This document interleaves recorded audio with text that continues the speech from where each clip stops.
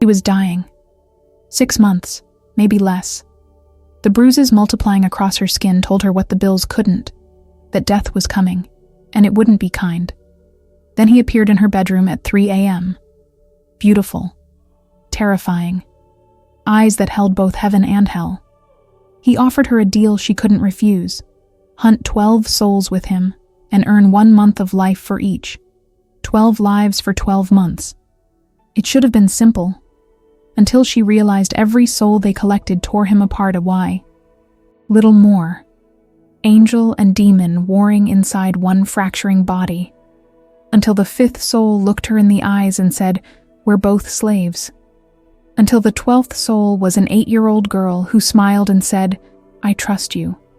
Now Mara has 365 days to live. 365 days bought with blood she can never wash off. And when her time runs out, the Nephilim who chose her in secret, the one who's been fragmenting with every collection, the one who remembers every face, of the 360 souls he's taken, will come for hers. But here's what she doesn't know yet. He's been breaking the rules for her from the very beginning.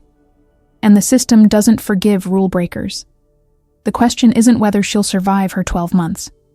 It's whether he'll survive long enough to collect her, or if he'll fragment completely and forget he ever cared that she was more than just another debt to be paid. The hospital bill arrived on a Tuesday. Mara stood in her apartment doorway, still wearing her grocery store uniform, staring at the number. $83,417. The paper trembled in her hands. Not from shock. She was past shock. This trembling came from somewhere deeper. The place where her body had started giving up weeks ago, even if her mind refused to acknowledge it. Her mother had been dead for 8 months. The cancer had taken 6 months to kill her. The debt would take the rest of Mara's life to pay. Except she didn't have a rest of her life. Not really. The bruises on her arms had stopped fading 3 days ago. Purple-black fingerprints that appeared without cause, without impact. She'd stopped Googling symptoms after the word leukemia kept appearing in every search result. Some truths you don't need confirmed. You just know. The way you know winter's coming when the air changes. The way you know someone's lying when they say they love you. Mara dropped the bill on the kitchen counter. On top of the other bills. Electricity, water, rent. Credit cards maxed out on treatments that didn't work. She had 3 jobs. Morning shift at the grocery store, afternoon shifts at the call center, night shifts cleaning office buildings. 70 hours a week. It wasn't enough. It would never be enough. And now her own body was sending her the final bill. The one she couldn't negotiate, couldn't ignore, couldn't pay in installments. She walked to the bathroom. The mirror showed what she'd been, pretending not to see. Hollowed cheeks, shadows under her eyes so dark they looked like bruises. Lips cracked and colorless. She lifted her shirt. More bruises blooming across her ribs like grotesque flowers. Her reflection looked like a ghost practicing how to be dead. "You should eat something," she told herself. Her voice sounded strange, distant, like it was coming from the end of a long tunnel. The clock on the microwave read 9:47 p.m. Her cleaning shift started at 11. 2 hours to sleep. Maybe. If the headaches let her. They'd been getting worse. Yesterday she'd blacked out for 30 seconds while restocking shelves. Woke up on the floor with a manager standing over her, asking if she was on drugs. She'd laughed. Drugs cost money. She couldn't even afford to die properly. Mara made it to the bedroom, sat on the edge of the mattress, stared at her hands. When had they gotten so thin? The veins stood out like blue wires under translucent skin. She wondered how long she had. Weeks? Days? Would she just not wake up one morning? Or would it be dramatic, painful, public, collapsing at work, ambulance, hospital, more bills she couldn't pay, more debt to leave behind like a rotting inheritance? The apartment was silent except for the hum of the refrigerator. She'd gotten used to silence. After her mother died, after the few friends she'd had stopped calling because grief made people uncomfortable. Silence had become her only companion. Silence didn't ask how she was doing, didn't offer useless platitudes, didn't look at her with that mixture of pity and relief that said, "Thank God it's you and not me." She lay back on the bed, closed her eyes, tried to remember what it felt like to want to be alive, to have plans, to imagine a future. Nothing came.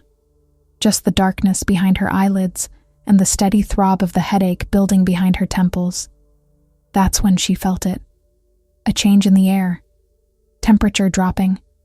The kind of cold that comes from inside, not outside. The kind that makes your bones ache. Mara's eyes snapped open. He stood at the foot of her bed. Not stood. Existed. Occupied space in a way that made the room feel smaller, made the walls feel thinner, made reality feel negotiable. Tall, maybe 6'3". Dark hair that moved slightly, even though there was no breeze. His face was beautiful in the way that dangerous things are beautiful. Sharp jaw, high cheekbones, mouth that looked like it had forgotten how to smile. Centuries ago. But his eyes. God, his eyes. One was the color of honey held up to sunlight. Warm, golden, almost kind. The other was black, not brown, not dark. Black. Like staring into a hole in the world. And they were both fixed on her with an intensity that made her breath catch. Mara should have screamed. Should have run. Should have done anything except what she did, which was stare back at him, with something that felt dangerously close to curiosity. "You're dying," he said. His voice was wrong, too layered, like multiple people speaking in perfect unison, like hearing an echo before the original sound. "Yeah," Mara heard herself say. "I figured." He tilted his head. The movement was too smooth, too fluid, inhuman. 6 months, maybe less. The disease is aggressive. It's already in your bone marrow, your lymph nodes, your spleen. You'll start bleeding internally within 2 weeks. After that, it's just a matter of how much pain you can tolerate before your organs fail. She should be terrified. This stranger in her bedroom, speaking about her death like he was reading a grocery list. But terror required energy, and she had none left. "Are you here to kill me? Because honestly, you'd be doing me a favor. Save me the medical bills." Something flickered in his golden eye. Surprise? Amusement? It was gone too fast to tell. "No, I'm here to offer you a deal. I don't have anything worth dealing for. You have something very valuable." He moved closer. Not walking, just suddenly closer. "You have a debt. One your great-grandfather incurred 92 years ago. He sold something that didn't belong to him. The soul of his firstborn female descendant, 3 generations removed. You." The words should have sounded insane. They didn't. They landed in her chest like stones dropping into water, creating ripples of recognition she didn't understand. That's not possible. Possible has nothing to do with it. The contract exists. It's binding. Your soul belongs to someone else, and I'm here to collect it. He paused. "But you're dying before I can fulfill my obligation. That creates a problem. Your problem, not mine." "Actually," he said. And now he was close enough that she could see the black veins that crawled up his neck, disappearing under his collar. "It's both our problems. Because if I don't collect your soul before you die naturally, I face consequences you can't imagine. And you die in agony, alone, leaving behind nothing but debt and a body. No one will claim." Mara sat up slowly. Her head spun, but she pushed through it. "What are you?" "Nephilim. Half angel, half demon. I collect debts for the contracts division." He said it matter-of-factly.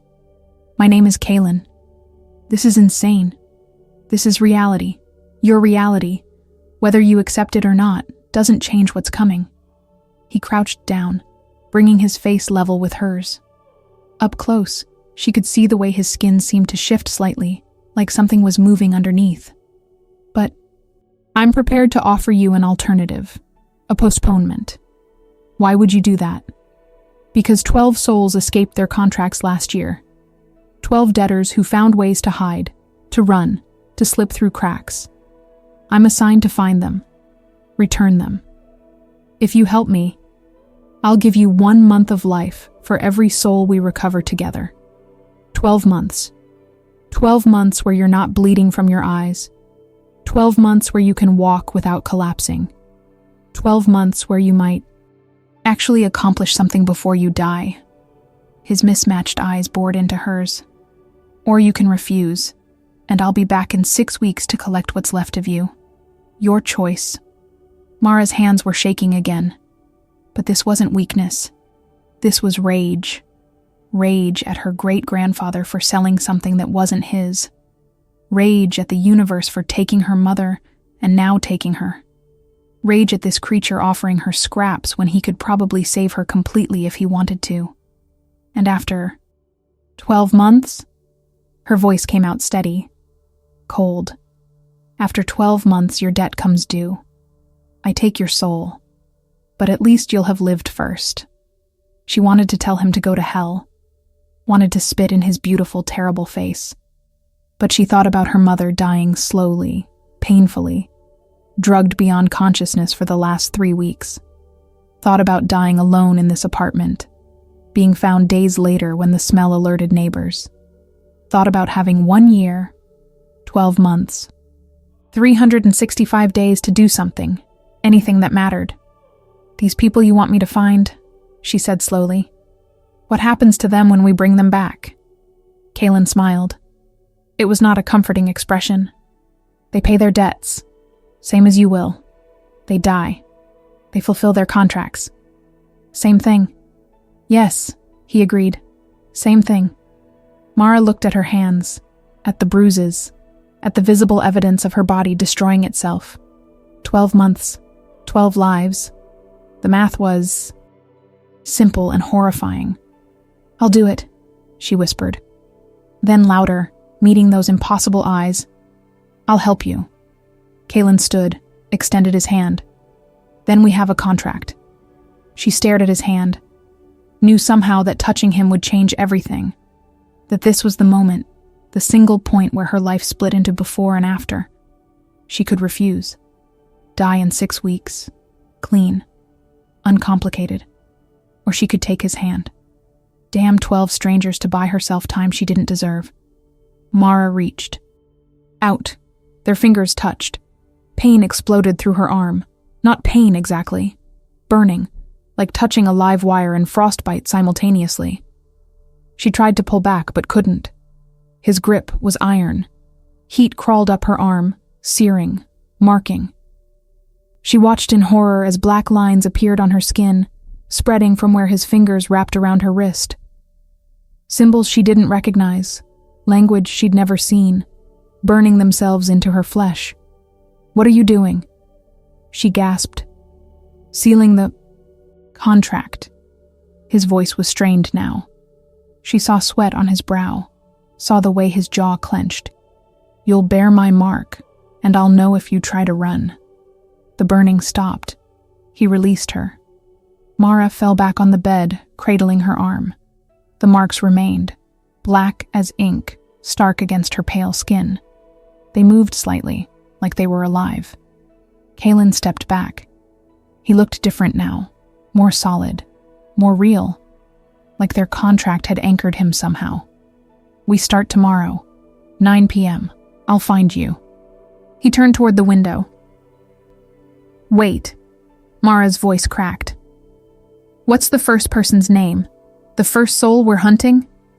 He paused, looked back at her. In the dim light, she couldn't tell which eye was looking at her, the angel or the demon. Does it matter? Yes. Marcus Chen, 43 years old, sold his soul for his daughter's cancer treatment. She lived. Now he doesn't want to pay. Kaylin's expression was unreadable. We'll find him at the docks. He thinks he can hide among the shipping containers. He's wrong. Then he was gone. Not walked away. Just gone. Like he'd never been there at all. Except for the marks on her arm that pulsed with residual heat. Proof that the impossible had just become her reality. Mara lay in the darkness, feeling her heartbeat in the branded flesh. 12 souls. 12 months. She'd just agreed to become Death's hunting dog. And the worst part, the part that made her stomach turn, was the tiny voice in the back of her mind whispering that it was worth it. That 12 strangers were a fair price for one more year of being alive. She closed her eyes. For the first time in months, the headache was gone. Her body felt stronger, steadier. The deal was already working, already changing her. She wondered what else would change before the 12 months ran out. Wondered if she'd recognize herself at the end. Wondered if she'd want to. Mara woke up at 6 a.m. feeling like she'd slept for 3 days. No headache, no nausea, no bone deep. Exhaustion that had become her baseline. She sat up fast, too fast, expecting the dizziness that always came. Nothing. Her body responded like it remembered how to be young. She looked at her arm. The marks were still there, black and stark in the morning light. They'd stopped moving, but she could feel them, a constant low hum beneath her skin, like having a second heartbeat. She traced one of the symbols with her finger. It was warm to the touch. Everything else about her felt cold. The grocery store shift. She was supposed to work at 7. Mara checked her phone. 3 missed calls from her manager. She called back. "I quit," she said when he answered, his voice already sharp with annoyance. "You can't just quit. You have to give 2 weeks." "I quit," she repeated, and hung up. Then she called the call center. Quit. Then the cleaning company. Quit. 3 jobs gone in under 5 minutes. It should have terrified her. Instead, she felt lighter, like cutting anchor ropes. She had 12 months. She wasn't spending them restocking cereal and scrubbing toilets. The day crawled. Mara cleaned her apartment, ate actual food. Her stomach didn't revolt for the first time in weeks. She took a shower and watched the water circle the drain, half expecting it to run red with blood. It didn't. Her body was healing. The contract was already paying dividends, already making her strong enough to do what needed doing. At 8:30 p.m., she dressed in dark jeans and a black jacket. Practical. If they were going to the docks, she needed to move quietly. She had no idea what hunting a soul actually meant. Kalen hadn't explained. Maybe he assumed she'd know. Maybe he didn't care if she was prepared. At 8:59, her apartment window opened. No sound, no warning. Just suddenly open. Kalen climbed through like gravity was optional. He wore different clothes, all black, but his eyes were the same, mismatched and ancient. "You quit your jobs," he said. Not a question. "You already..." "No. I can feel you through the mark. Your decisions, your location, your heartbeat." He said it casually, like it wasn't a complete violation. "You made the right choice. We'll be traveling. Working nights. You can't maintain a normal life and do this." "I never had a normal life." Something flickered in his golden eye, almost like sympathy. It was gone fast. "Marcus Chen is at Pier 17. He's been hiding in container 42B for 3 days. No food, little water. He's desperate. That makes him dangerous." "Dangerous how?" "People facing damnation will do anything to avoid it. He has a knife. He'll use it." Kalen moved toward the window. "Stay behind me. Don't speak unless I tell you to.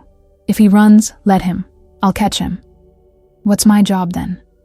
He paused, looking back at her. "To watch. To understand what you signed up for. To learn how this works." His voice dropped lower. "And to make sure you still want to continue after you see what collection looks like." They left through the window.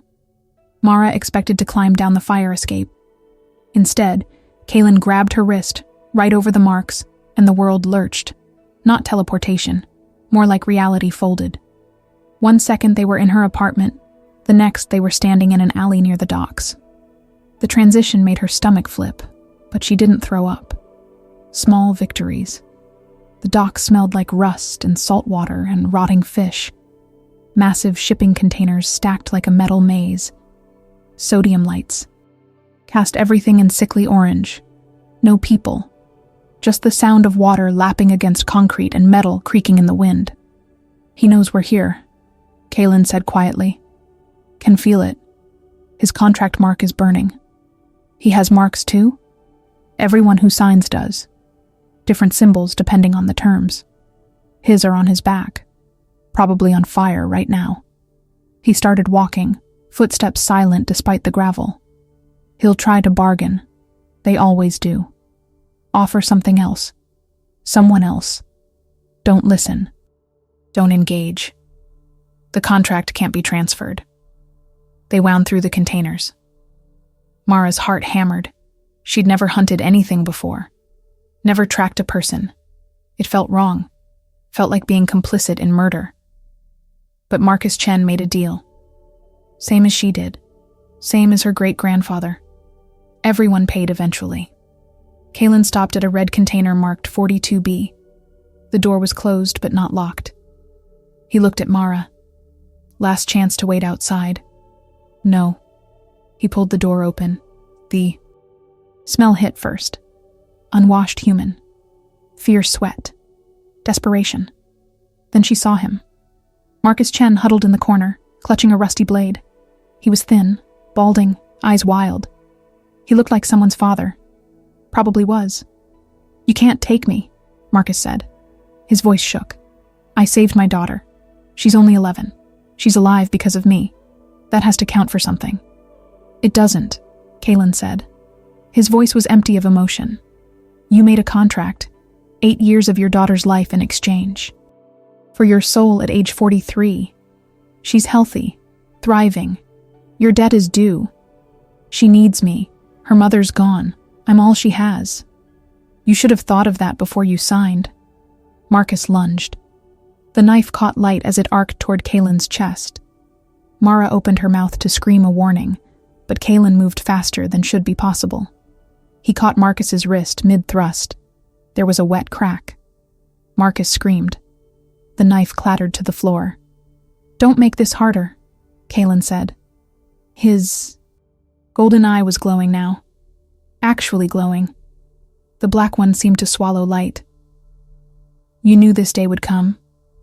Please." Marcus was crying. "Please. I'll do anything.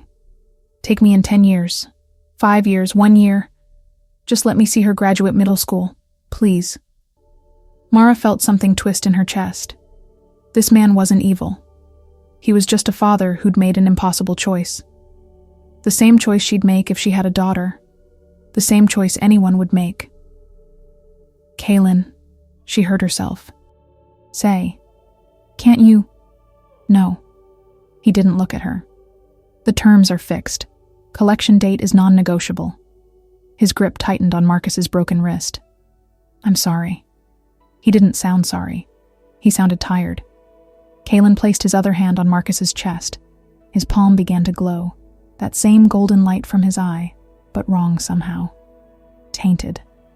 Mara watched in horror as black veins spread from Kaylin's hand into Marcus's chest, crawling under his shirt like living things. Marcus's eyes went wide. His mouth opened, but no sound came out. "What are you doing?" Mara whispered. "Collecting," Kaylin said. His voice was strained now, tight. "The soul is anchored to the body. I have to extract it. It's not pleasant." Not pleasant. Marcus was convulsing. His eyes rolled back. The black veins covered his entire chest now, pulsing, pulling something out of him. Something invisible but tangible, like watching heat shimmer off pavement. Mara could feel it in her teeth, in her bones. The wrongness of it. Then it was over. Marcus collapsed. Still breathing, but barely. His eyes were open but empty. Like someone had scooped out everything that made him human, and left just the shell. "Is he dead?" Mara's voice cracked. "No, but he will be within hours.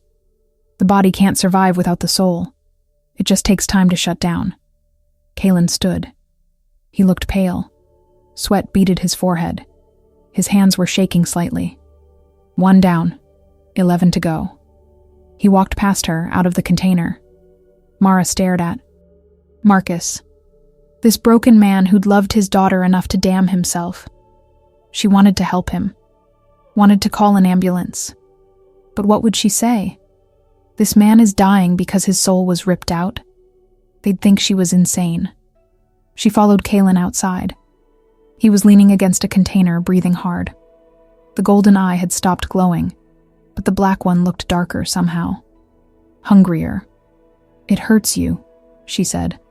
Collecting souls hurts you. It costs, he corrected.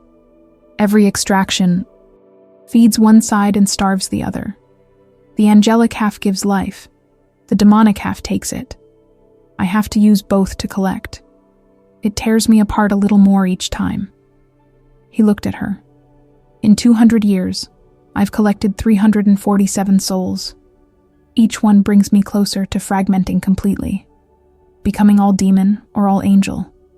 Either way, I stop being me. Why do you do it then? Because I made a deal too. Long ago. I sold my soul to save my sister from plague. The payment was becoming this. Collector, hunter, executioner. I do this, or I suffer consequences that make Marcus's fate look merciful. His jaw tightened. We're all someone's debtor, Mara. Every single one of us. They stood in silence. Mara felt the marks on her arm burning. 1 soul down. 11 to go. 12 months bought with 12 lives. She'd known intellectually what that meant. But seeing it, watching Marcus's eyes go empty, feeling the wrongness of extraction in her bones, knowing was different than understanding. The second one is tomorrow night, Kalen said. Sarah Mitchell, 36, sold her soul for her husband's gambling debts. He left her anyway. She's hiding in a motel on Route 9. He pushed off the container. You did well tonight. Didn't vomit. Didn't run. Didn't try to stop me. I wanted to, but you didn't. That's what matters. He grabbed her wrist again. The world folded. They were back in her apartment. He released her and moved toward the window. Get some. Sleep. Tomorrow will be harder. Why? Because Sarah knows we're coming. Marcus was easy, hiding but passive. Sarah will fight. He paused at the window. And because you'll want to save her. She's a victim, sympathetic. It'll be harder to watch, harder to accept your role. What is my role? Mara asked. Besides witnessing? Kalen looked at her with those impossible eyes. To remember you're not innocent anymore. That every breath you take for the next 12 months is paid for with someone else's damnation. To carry that weight so I don't have to carry it alone. His voice went soft, dangerous. You wanted to live, Mara. This is what living costs. Then he was gone. Window closing behind him with a soft click. Mara stood in her apartment, the marks on her arm throbbing in time with her heartbeat. She walked to the bathroom, looked at herself in the mirror. Same hollow cheeks, same shadows under her eyes, but something else now. Something in her expression that hadn't been there. Yesterday, guilt, and underneath it, buried but growing, the terrible knowledge that she'd do it again, that tomorrow night she'd stand there and watch Sarah Mitchell's soul get torn from her body, that she'd watch 10 more after that, because the alternative was dying, and she'd discovered, holding Kalen's hand while Marcus convulsed, that she wanted to live more than she wanted to be good. Mara touched the mirror. Her reflection stared back, accusing. 12 months. 300 and 65 days. It had sounded like so much time. Now it felt impossibly short. Not enough time to make this worth it. Not enough time to justify what she was becoming. She turned away from the mirror, climbed into bed, closed her eyes. Behind her eyelids, she saw Marcus's empty stare. Heard his voice. She needs me. I'm all she has. Tomorrow, Sarah Mitchell. The next day, someone else. On and on, until the contract was fulfilled. Mara pulled the covers up to her chin, feeling the marks burn. Against her skin. She'd made her choice. Now she had to live with it. Literally. Sleep came hard. When it finally did, she dreamed of black veins crawling under skin and eyes that begged for mercy she couldn't give. The motel on Route 9 looked exactly like the kind of place people went to disappear. Peeling paint. Flickering neon sign missing half its letters. Cars in the parking lot that hadn't moved in weeks, collecting dust and rust in equal measure. Mara stood beside Kaylin in the shadows, watching room 12. Sarah Mitchell was inside. Had been for 5 days, according to Kaylin. Eating vending machine food and praying to gods that didn't answer anymore. She's awake, Kaylin said quietly. I can feel her fear. It's like static electricity before a storm. 2 nights had passed since Marcus. 2 nights of Mara lying awake, feeling the marks pulse against her skin. Her body continued healing. The bruises had faded completely. She'd gained back 5 pounds. Looked almost human again. Almost alive. The irony wasn't lost on her. Does it get easier? She'd asked Kaylin last night when he appeared at her window. Watching them die? He'd looked at her with something that might have been pity. No, it gets familiar. That's worse. Now they stood outside Sarah Mitchell's door. Kaylin hadn't knocked yet. He was staring at the number 12 like it personally offended him. His golden eye was dim tonight. The black one seemed larger, hungrier. The collection was taking its toll. Mara could see it in the tight line of his jaw, the way his hands flexed unconsciously. She has a son, Mara said. She'd looked Sarah up. Couldn't help herself. 22 years old. Graduate student. Didn't know his mother had sold her soul to save his deadbeat father. He thinks she's on a business trip. She should have told him the truth. What truth? That she made a deal with something that shouldn't exist? That she's about to die because she loved his father? Mara's voice came out sharper than intended. How do you explain that? Kaylin finally looked at her. You don't. You just disappear. It's kinder than the alternative. Kinder for who? For everyone. He reached for the door handle. Stay close. Sarah bought a gun 3 days ago. She doesn't know it won't help, but she'll try anyway. The door wasn't locked. Kaylin pushed it open slowly. The room beyond was dark, except for the bathroom light bleeding under the door. Mara's heart hammered. She could hear water running. Shower. Sarah was in the shower. They stepped inside. The room smelled like cheap air freshener trying to cover mildew. A single bed, unmade. Empty chip bags on the nightstand. And there, on the dresser next to the TV, a small silver handgun catching the light from the bathroom. The water shut off. Mara's breath caught. Kaylin moved toward the bathroom door, silent as a predator. She wanted to warn Sarah. Wanted to scream for her to run. But where would she run to? The contract would find her. Kaylin would find her. There was no escape from a debt written in blood. The bathroom door opened. Steam poured out. Sarah Mitchell stood there in a towel, wet hair plastered to her face. She saw Kaylin and froze. For a heartbeat, nobody moved. Then Sarah lunged for the gun. She was fast, faster than Marcus. Her hand closed around the grip, swinging it toward Kaylin's chest. But he was faster. He caught her wrist the same way he'd caught Marcus's.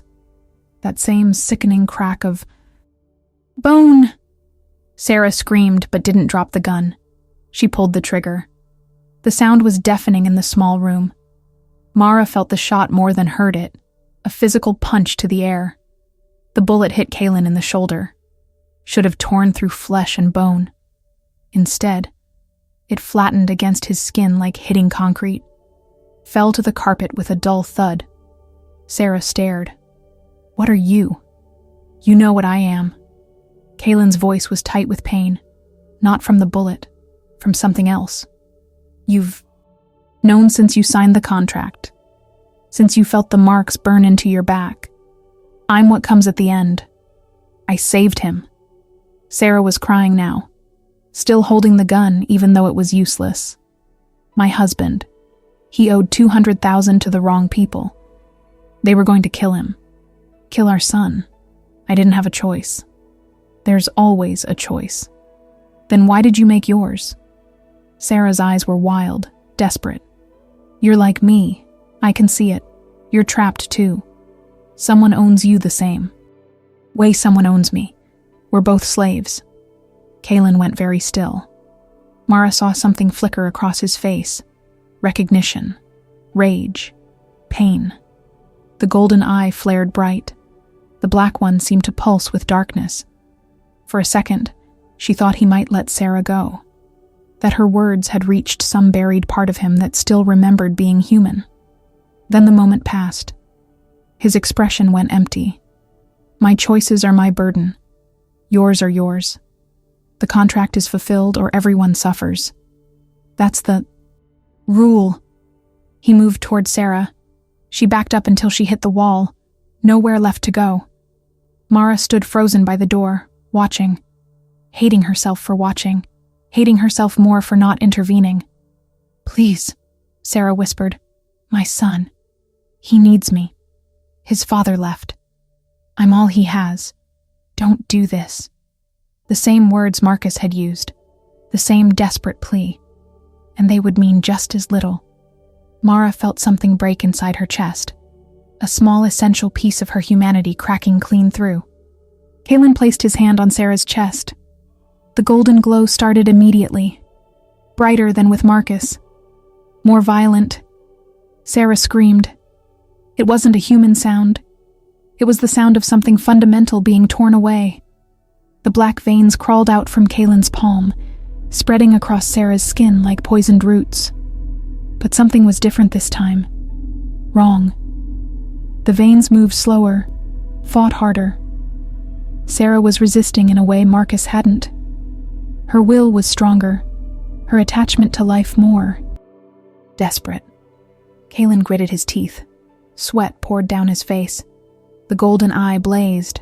The black one expanded, pupil swallowing iris entirely. "Stop fighting," he growled. "You're only making it worse." Sarah didn't stop. Couldn't stop. Mara watched in horror as the struggle intensified. Kaylin's hands were shaking. The veins on his own neck stood out, black and prominent. His breathing came in ragged gasps. This extraction was costing him more than Marcus's had.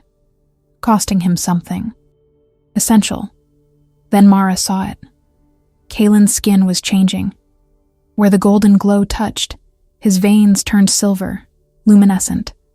Where the darkness concentrated, they turned black as oil. His duality was becoming visible, separating, pulling apart. He was fragmenting, right in front of her. The collection was literally tearing him into two beings that couldn't coexist in one body. "Kaylin," Mara heard herself say. "Stop. You're hurting yourself." "Can't stop," he gasped. "Contract. Must complete." "Must." Sarah's resistance broke. The sound was like glass shattering. Her scream cut off. Eyes rolled back. The soul tore free. Mara felt it this time. Actually felt it. Like a shockwave of wrongness that made her stomach heave. She doubled over, retching.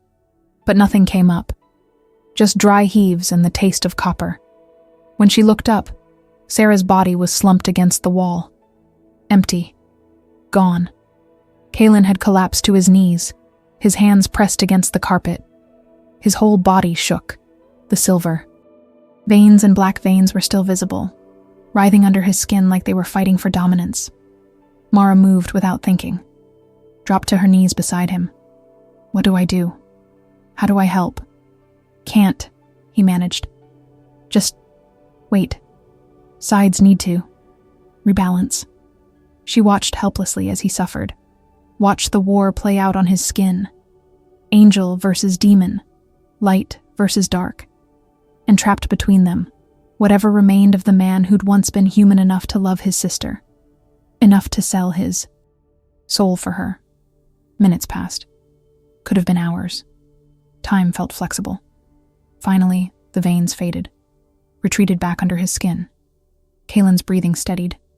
When he looked up at Mara, both eyes were dim, exhausted. 2 down, he said. His voice was wrecked. 10 to go. You can't keep doing this. It's killing you. It was always killing me. That's the point. He stood slowly. Mara helped him. His skin was fever hot where she touched his arm.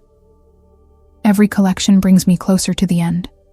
When I finally fragment completely, I'll either ascend or fall, become full angel or full demon. Either way, Kalen stops existing. How many more can you handle? I don't know. He looked at Sarah's body. She fought harder than most, cost more, but I've done worse, collected stronger souls. I'll survive the 12. And after? He didn't answer, just moved toward the door. Mara cast one last look at Sarah Mitchell, 36 years old, died trying to save a man who left her anyway. Her son would never know the truth, would spend his life wondering why his mother disappeared, what he'd done wrong, if she'd loved him at all. The guilt was becoming familiar, just like Kalen said it would. That was the worst part. Not the horror, but the habituation. The way her mind was learning to accommodate the unthinkable. They left the motel. Kalen folded reality. They appeared in an empty parking lot. He leaned against a dumpster, still recovering. Mara stood a few feet away, giving him space. The marks on her arm were hot tonight, angry, like they knew what she'd witnessed, what she'd allowed. 3rd one is tomorrow, Kalen said after a long silence.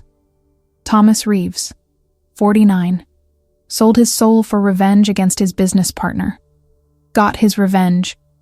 Partner died in a car accident 1 week later. Now Thomas hides in his mansion, surrounded by security. Thinks money will protect him. Will it? No. Kalen pushed off the dumpster. Nothing protects you from a contract. Not money. Not power. Not prayer. You sign, you pay. That's the only rule that matters. Did you know? Mara asked suddenly. When you signed, when you sold your soul for your sister, did you know it would turn you into this? Kalen went very still. When he spoke, his voice was distant. I knew I'd lose myself. Didn't know how. Didn't care. She was dying. Plague was taking her inch by inch. I would have signed anything, become anything to save her. He looked at Mara.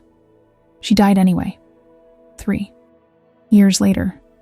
Different disease. The contract saved her from plague but couldn't make her immortal. I damned myself for 3 extra years of her life. Was it worth it? Ask me in 10 more souls. He grabbed her wrist. Try to sleep tonight. Tomorrow will be worse. You keep saying that, because it keeps being true. The world folded. Mara landed in her apartment, alone. She walked to the bathroom, turned on the shower, stood under scalding water until her skin turned red, scrubbed herself. Raw, trying to wash away the feeling of Sarah's death, the sound of her screaming, the sight of Kalen fragmenting. It didn't work. The guilt stayed, sank deeper, became part of her the way the marks had become part of her skin. Mara got out, dried off, looked at herself in the mirror. Her body looked healthy now, strong, like someone who had a future. But her eyes looked like they'd seen too much.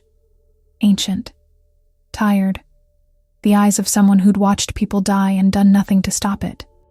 She thought about Thomas Reeves, mansion, security, money, a man who'd killed for revenge and thought he could buy his way out of consequences.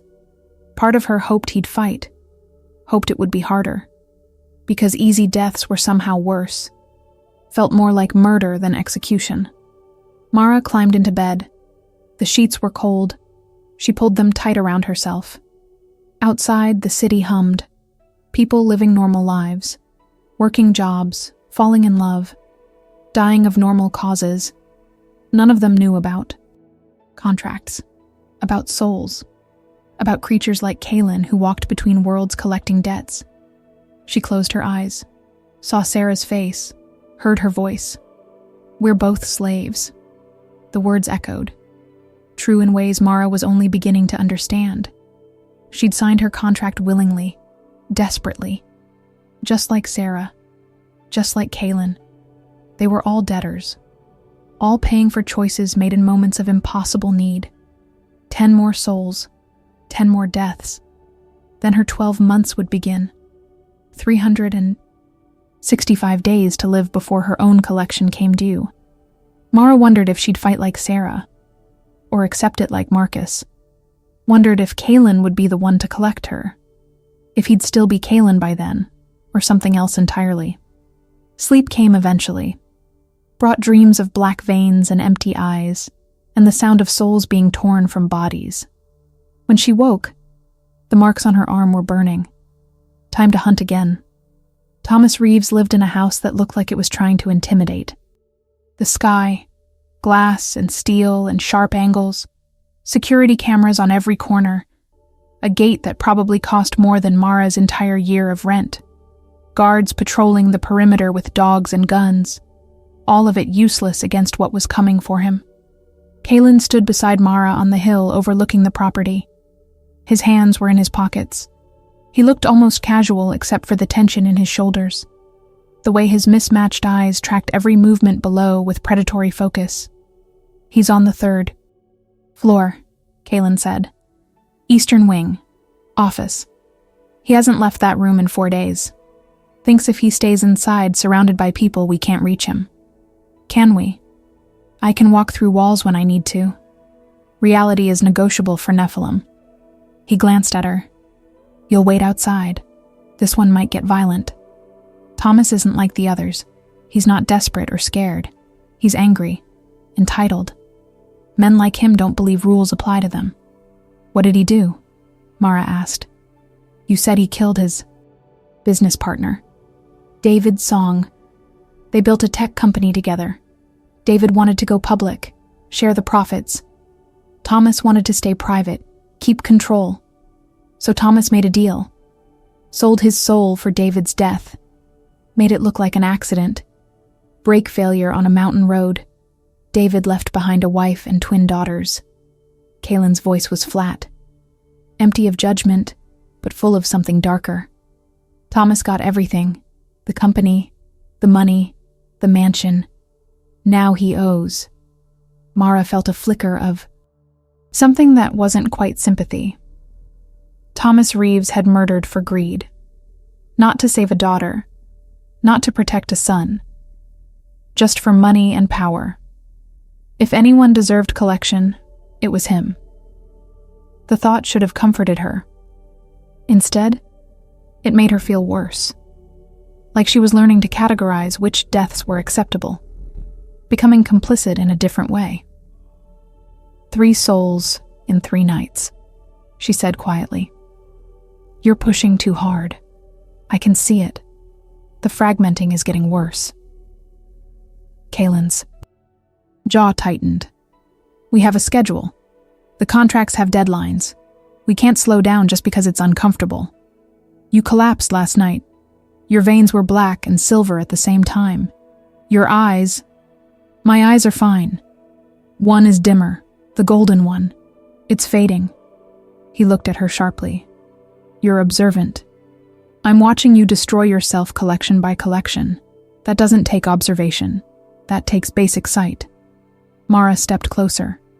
"What happens if you fragment before we finish? Before the 12?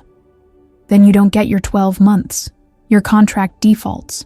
You die in whatever time you have left." His voice softened slightly. "And I become something that can't remember why I cared about keeping you alive." The words settled between them like stones. Mara realized with sudden clarity that they were bound tighter than she'd understood. His survival was her survival. His fragmenting meant her death. They weren't just hunter and witness. They were anchored too. Each other through contracts and marks and shared damnation. "Then we rest," she said. "After Thomas, one day. Let your sides rebalance before the 4th. We don't have..."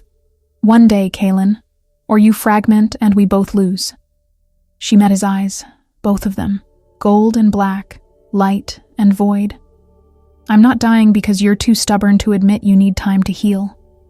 He stared at her for a long moment, then something shifted in his expression, almost like respect. One day, after Thomas, he turned toward the mansion. Now watch and learn what happens when someone thinks they're above consequence. They moved down the hill. The security didn't see them. Kalen did something, bent light or perception, and they walked right past the guards, past the dogs that should have barked, through the front door that should have been locked. The house interior was obscene. Marble floors, crystal chandeliers, art on the walls that probably cost more than Sarah Mitchell's life, more than Marcus Chen's daughter's cancer treatment, wealth built on a murdered man's grave. Kalen climbed the stairs like he owned them. Mara followed, her heart pounding. This felt different from the motel, from the shipping container. This felt like invading a castle, like they were the monsters in the story. The office door was heavy oak. Kalen didn't knock, just pushed it open. Thomas Reeves sat behind a desk the size of Mara's entire apartment. Late 40s, silver hair, expensive suit. He looked up from his laptop with irritation that quickly shifted to confusion. Who the hell are you? How did you get past security? You know who I am, Kalen said. His voice carried no warmth, no mercy. You've been expecting me for 11 years. Thomas went pale. His hand moved toward a desk drawer. Gun. Obviously. Rich men always thought guns solved problems. Kalen moved faster, grabbed Thomas by the throat, lifted him out of his chair like he weighed nothing, slammed him against the bookshelf, leather-bound. Books crashed to the floor. You don't get to fight, Kalen said. You don't get to bargain. You murdered a good man for money. There's no redemption in that. Thomas clawed at Kalen's hand. I'll pay. Whatever you want. I have millions. Tens of millions. I'll give you everything. I don't want your money. I want what you signed away. Kalen's golden eye blazed. Your soul. Your essence. Everything that makes you think you matter. Please. I was desperate. The company was failing. I had investors threatening me. I didn't have a choice. You always had a choice. You chose murder. Kalen's grip tightened. David's song didn't get to choose. His wife didn't get to choose. His daughters didn't get to choose. They just lost him. Lost everything. Because you were too cowardly to fail honestly. Mara watched from the doorway. Watched Kalen's rage. It was different this time. Personal. Like Thomas's crime offended him on a level the others hadn't. Maybe because Thomas had killed. Without need. Without love driving him. Just greed and fear and weakness. Kalen placed his free hand on Thomas's chest. The golden glow started. The black veins crawled. But Thomas fought harder than Sarah. Thrashed and screamed. His eyes bulged. Veins stood out on his forehead. He was terrified in a way the others hadn't been. Terrified because he knew, deep down, that he deserved this. The extraction was violent. Brutal. Kalen's hands shook. His face contorted with effort and pain. The silver veins appeared on his neck. The black veins pulsed on his arms. The fragmenting was accelerating, each collection tearing him further apart. Mara took a step forward, wanting to help, not knowing how. Then Thomas made a sound. Not quite human. Somewhere between a scream and a sob. His body convulsed. The soul tore free with a sensation like reality ripping. Mara felt it in her teeth, in her spine, in the marks on her arm that burned like brands. She gasped, doubling over from the phantom. Pain. When she looked up, Thomas was slumped against the bookshelf. Empty. Dead. Kalen had released him and staggered backward. He caught himself on the desk. Both eyes were wild, the gold barely visible, the black consuming most of his iris. His breathing came in sharp, ragged gasps. Kalen! Mara rushed to him, grabbed his arm. His skin was burning, fever hot. You need to stop. We need to stop. 3 more, he muttered. 7 total. Have to reach 7. Halfway point, then rest. You, said one day after this one. Changed my mind. 3 more. Tonight, tomorrow, day after. Then rest. He pushed off the desk, swayed slightly. Mara caught him. He was heavy, solid, but somehow he felt fragile, like he might shatter if she held too tight. You're being reckless. I'm being efficient. He looked at her.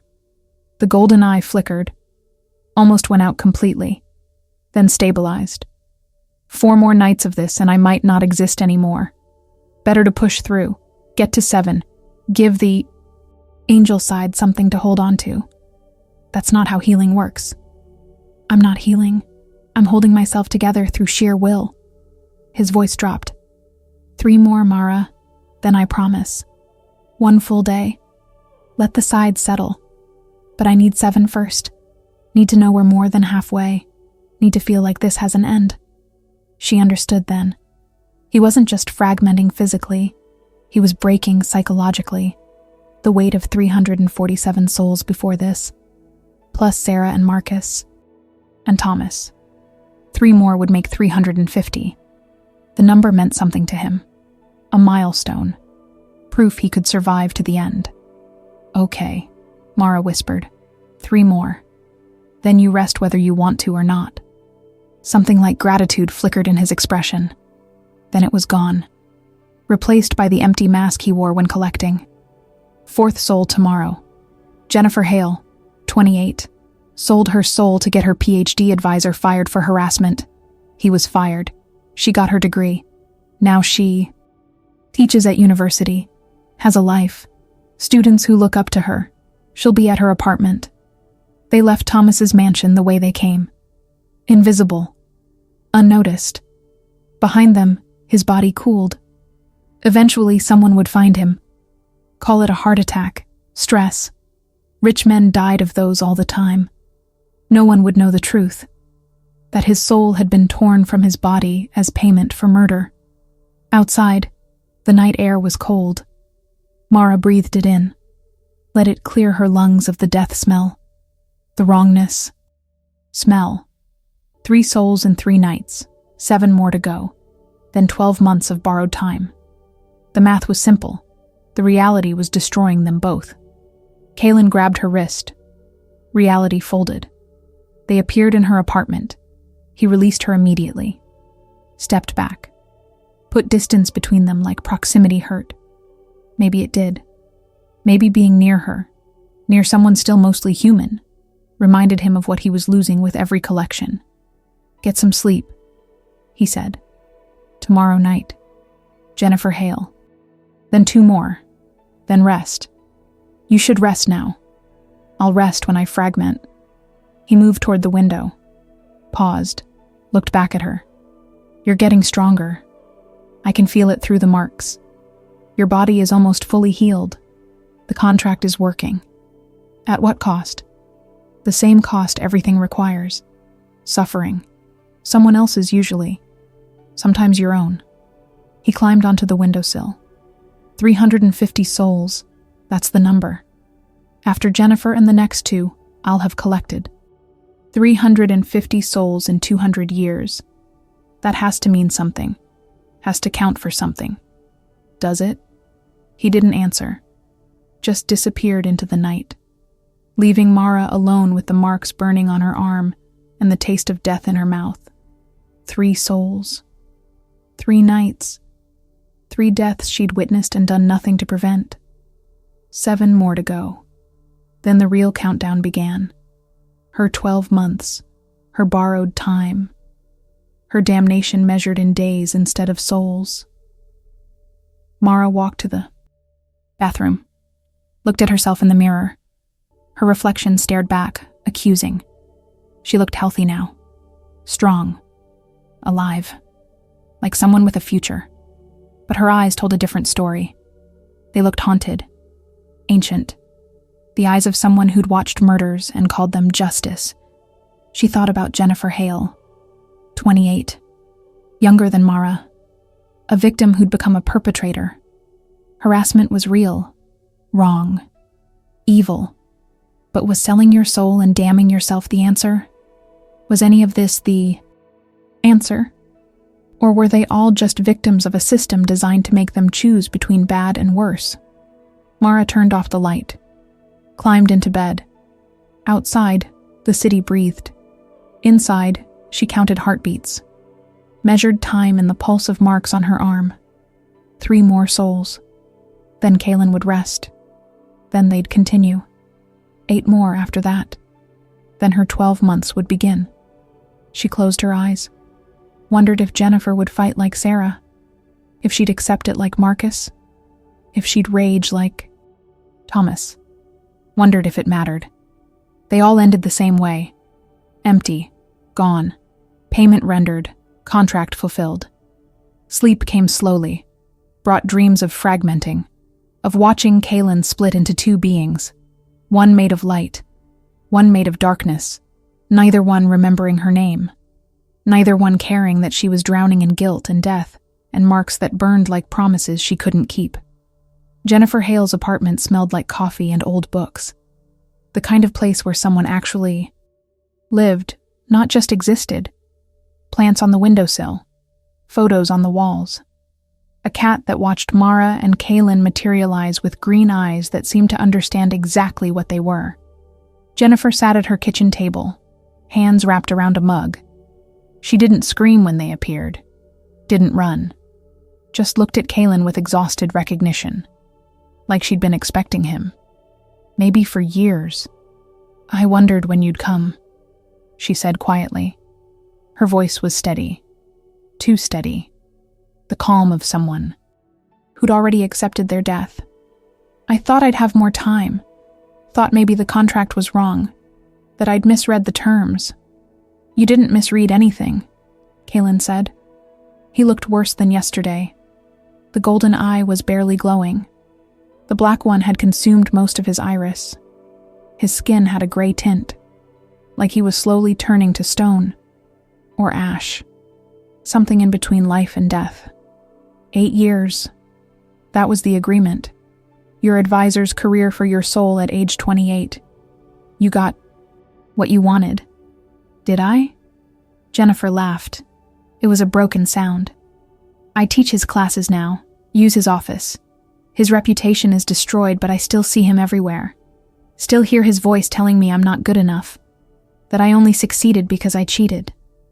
She looked down at her coffee. "Selling my soul didn't make me feel powerful. It made me feel like I proved him right, that I couldn't do it on my own." Mara felt something twist in her chest. Jennifer wasn't a monster. She was a victim who'd made a desperate choice, just like Marcus, just like Sarah, just like Mara herself. The pattern was becoming clear. The system was designed to prey on the desperate, to offer solutions that damned you either way. "I'm sorry," Mara heard herself say. The words came out before she could stop them. "I'm sorry this is happening to you." Jennifer's eyes found hers. "Who are you? His assistant? His witness? His accomplice?" Mara said. The word tasted like ash. "I help him find people, in exchange for time I don't deserve." "How much time?" 12 months. 1 for every soul we collect." Jennifer nodded slowly. Understanding passed between them. 2 women who'd sold themselves for temporary solutions. 2 debtors paying with different currencies. "Is it worth it, the time?" "I don't know yet. Ask me in 7 more souls." Kaylin moved closer to Jennifer. His steps were careful, measured, like moving hurt, like existing hurt.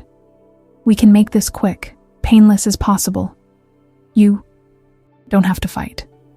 Will it matter if I do? Will fighting change anything?" "No, but it will make it harder. For both of us." Jennifer stood, set down her coffee mug with careful precision, smoothed her shirt. Small gestures of dignity in the face of inevitable death. "I need to ask you something first. Before you do this, will you tell my students what happened That I didn't just disappear, that I didn't abandon them. I can't do that. Then tell them anything. Make up a story. Say I got sick. Say I moved away. Say I died in an accident. Her voice cracked. Just don't let them think I didn't care. Please. Kaylin's expression shifted. For a moment, the emptiness cracked. Something human showed through. Grief, maybe. Regret. I'll make sure someone tells them something. You have my word. The word of a soul collector. I suppose that's all I get. Jennifer walked toward him, stopped just out of reach. I want you to know something. My advisor, Dr. Raymond Shaw, he hurt 12 women before me, destroyed their careers, their confidence, their lives. I sold my soul to stop him from hurting number 13. Maybe that doesn't make it right, but it makes it necessary. Necessary doesn't mean forgivable. No, but it means I'd do it again. Even knowing this was coming. Even knowing what it costs. She looked at Mara. You understand that, don't you? You'd sign your contract again. Even knowing. Mara wanted to say no. Wanted to believe she'd choose differently. But, standing there, feeling her healthy heartbeat, her clear lungs, her body that no longer ached with imminent death, she knew the truth. Yes, I'd sign again. Jennifer smiled. It was sad, but genuine. Then we're the same. All three of us, damned by necessity. She turned back to Kaylin. I'm ready. Do what you need to do. Kaylin reached out. His hand hovered over her chest. He hesitated. Mara had never seen him hesitate before. Marcus, Sarah, Thomas. He'd collected them with mechanical efficiency. But Jennifer's acceptance, her dignity, seemed to undo something in him. I'm sorry, he whispered. His voice was raw, broken. I'm sorry you had to make that choice.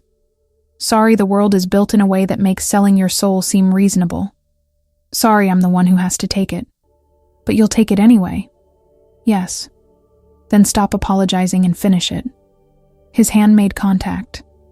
The golden glow started, but it was weak, flickering, like a candle in wind.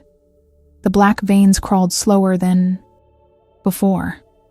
Mara watched Kaylin's face contort with effort, watched sweat pour down his temples. This extraction was costing him more than the others. Maybe because Jennifer wasn't fighting. Maybe because her willing acceptance made it feel more like murder than justice. Jennifer gasped, but didn't scream. Her legs buckled. Kaylin caught her with his free arm, lowering her gently to the floor. The extraction continued. Slower. Harder. Mara could see the silver veins appearing on Kaylin's neck. See? The black veins spreading up his arms. The fragmenting was accelerating, each soul tearing him further apart. Kaylin, Mara said, warning in her voice. Your eyes. The golden one was flickering, going dark, coming back, like a light bulb about to burn out. The black one was enormous now, pupil consuming everything. He was losing the balance, tipping toward one side or the other. If the golden eye went out completely, what would be left? Pure demon? Pure destruction? Jennifer's body went limp. The soul came free. The sensation hit Mara like a physical blow. She stumbled backward, catching herself on the counter. The wrongness of it. The absolute certainty that something fundamental had been violated. That reality itself was screaming at what they'd done. Kaylin released Jennifer, staggered back. His legs gave out. He hit the floor hard. Both hands pressed against the tile. His whole body shook. The silver and black veins were visible everywhere now, crawling up his neck, spreading. Across his face, warring for dominance. Mara dropped beside him. That's 4. You promised. 3 more, then rest. You've done 4 in 4 nights. Your body can't take this. 2 more, he gasped. His voice was distorted, multiple tones speaking together. Tonight and tomorrow. Get to 6. Please. Need 6. Need to know I can finish. You're fragmenting right now, in front of me. Your eyes are both going dark. Not dark. Changing. Transitioning. Need 2 more to stabilize. Trust me. I don't trust you. I trust what I'm seeing. And what I'm seeing is you dying. She grabbed his face, forced him to look at her. 1 more. Tonight. Then 2 full days of rest. Or the next extraction kills you and I die with you. He stared at her, both eyes struggling to focus. The gold was barely a ring now around expanding black. The other eye was void. Empty. You're bargaining. Yes. You're not supposed to care if I survive. Too late. I care. We're in this together. Your fragmentation is my death sentence. So yes, I'm bargaining. 1 more soul tonight, then rest, or I refuse to help you find the others. Something like a laugh escaped him, pained, bitter. You'd condemn yourself to save me? I'm condemning myself either way. At least this way we both might survive to the end. She helped him stand. He leaned on her, heavy, burning with fever. Who's the 5th? Where are they? Daniel Park, 31, 2 miles from here. Sold his soul to save his brother from prison. False. Confession that freed his brother and sent an innocent man to jail instead. He lives with the guilt. Kaylin's breathing was ragged. He won't fight, like Jennifer. He's been ready to pay for years. They left Jennifer's apartment. Her cat watched them go with knowing eyes. Behind them, her body cooled. Another empty shell. Another debt collected. Another fragment torn from Kaylin's fractured existence. The walk to Daniel Park's house was surreal. Kaylin couldn't fold reality anymore. Too weak. Too fragmented. So they walked like normal people through normal streets. Mara, supporting half his weight. Both of them marked and damned and dying in different ways. "Why do you do this?" Mara asked. They were alone on a dark street. No one around to hear. "You said you were transformed, made into a collector. But you still have choice. You could stop, let yourself fragment, end it, and sentence everyone I'm assigned to collect to worse fates," Kaylin said. "If I don't collect them, others will. Collectors with no humanity left. No mercy, no hesitation. At least I remember being human. At least I can make it as painless as possible. Is that what you tell yourself? That you're the merciful option? It's what I know." He stopped walking, leaned against a streetlight. "I've seen the other collectors. Pure demons wearing human skin. They make it last. Make it hurt. Make people beg and scream and suffer before taking their souls. I'm broken, but I'm not cruel. That has to count for something. Does it count enough?" He looked at her with those dying eyes. "Ask me when I've collected 353. When your debt comes due. When I'm the one reaching for your soul. Ask me then if mercy matters." They continued walking. Found Daniel Park's house. Small, modest. Lights on inside. Through the window, they could see him sitting on his couch, staring at nothing. He looked hollowed out, like the guilt had been eating him from inside for years. Kaylin knocked. Normal, human. No materializing or wall walking. He was too weak for theatrics now. Daniel opened the door, saw them, nodded once, like he'd been expecting this exact moment for his entire life. "Come in," he said. "I made coffee. Seemed like the thing to do, offering coffee to death." They entered, sat at his small kitchen table. Daniel poured 3 cups with steady hands, passed them across. Mara held hers but didn't drink. The absurdity of it. Sharing coffee before an execution. But Daniel seemed to need the ritual. The normalcy before the end. "My brother's doing well," Daniel said. "Got married last year. Has a daughter now. Named her after our mother. He doesn't know what I did. Thinks he was exonerated through new evidence. I'd like to keep it that way." "The innocent man," Kaylin said. His voice was weak. The one who went to prison in your brother's place. What happened to him? Served 8 years, got out last month. I sent him money, anonymously. It doesn't fix anything. Can't give him those years back. But it's all I can do. Daniel's hands shook slightly. I dream about him every night. His face, his family, everything I destroyed to save my own. Mara felt the familiar twist of sympathy. Another desperate choice. Another impossible situation. The system was designed to create these moments, to force people into corners where damnation looked like the only door. Kalen stood. He swayed. Mara grabbed his arm to steady him. I can't do this standing, he admitted. The words cost him. Daniel, I need you on the couch, and I need Mara to help me. Daniel moved to the couch without question. Lay back, closed his eyes. Will it hurt? Yes, but not for long. That's more mercy than I deserve. Kalen knelt beside the couch. Mara knelt beside him. He placed his hand on Daniel's chest. Looked at Mara. I need you to anchor me. Hold my shoulders. When I start fragmenting, I need you to pull me back. Can you do that? I don't know how. Just hold on. Don't let go, no matter what you see. His golden eye was almost gone now. Just a sliver of light in expanding darkness. This is the 5th. 5 takes me past the threshold. I'm going to fracture badly, but I need you to keep me together. Just long enough to finish. Kalen, please, Mara, hold me together, one more time. She put her hands on his shoulders, felt the fever burning through his shirt, felt the wrongness of his existence. Angel and demon trying to occupy the same space. Tearing him apart, molecule by molecule. I've got you. He closed his eyes. The extraction began. Golden light poured from his palm. Black veins erupted. Daniel's body arched.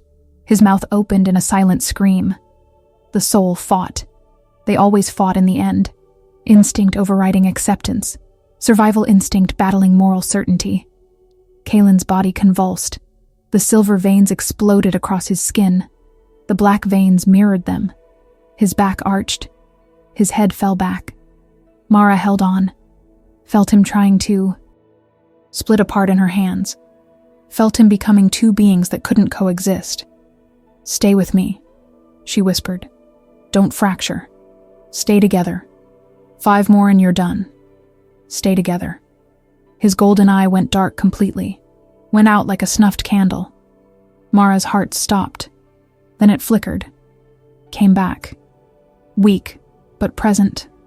He was holding on by pure will, by sheer stubborn refusal to break before finishing.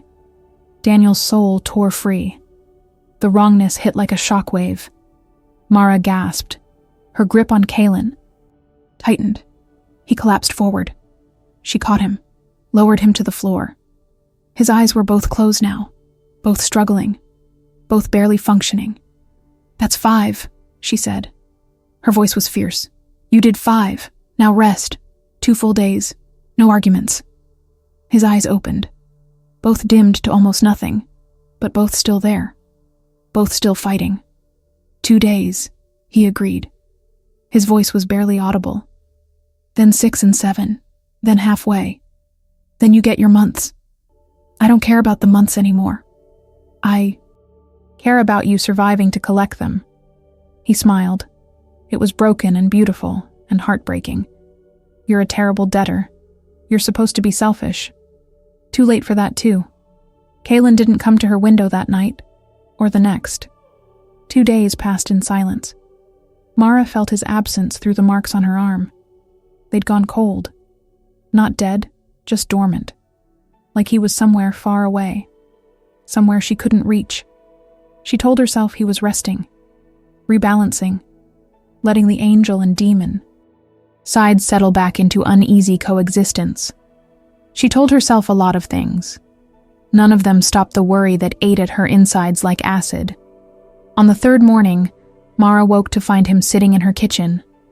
He looked different, better and worse simultaneously. The golden eye had returned to almost full brightness. The black eye had receded to normal size.